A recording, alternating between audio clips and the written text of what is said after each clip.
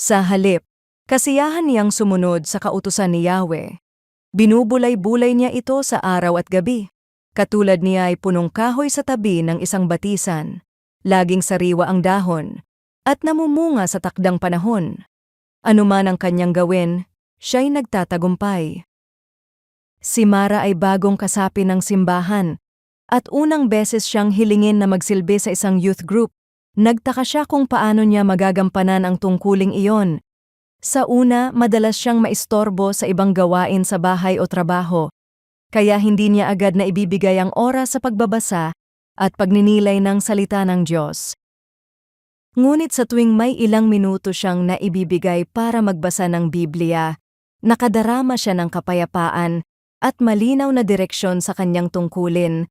Natutunan niyang ang kanyang paglilingkod ay hindi lang nakabase sa kanyang kakayahan, kundi sa pagkaugat niya sa salita ng Diyos.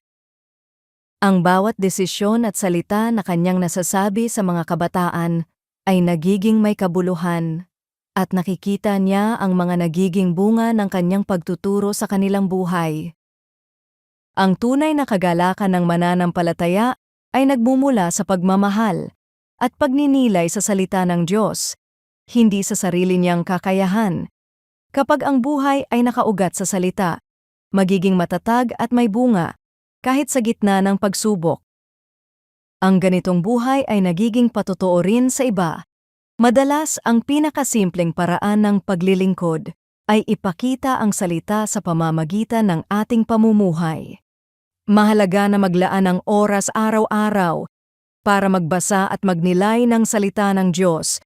Atin iugat ang bawat ginagawa natin sa aral ng Diyos, maging sa trabaho, pamilya, o paglilingkod man ito.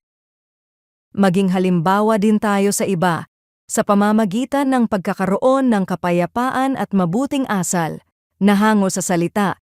Sa aking pang-araw-araw na buhay, paano ko mailalapat ang salita ng Diyos upang maging patotoo sa iba?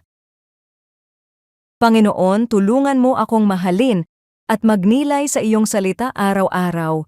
Gamitin mo ako upang maging patotoo ng iyong katotohanan at magdala ng pag-asa at inspirasyon sa buhay ng iba.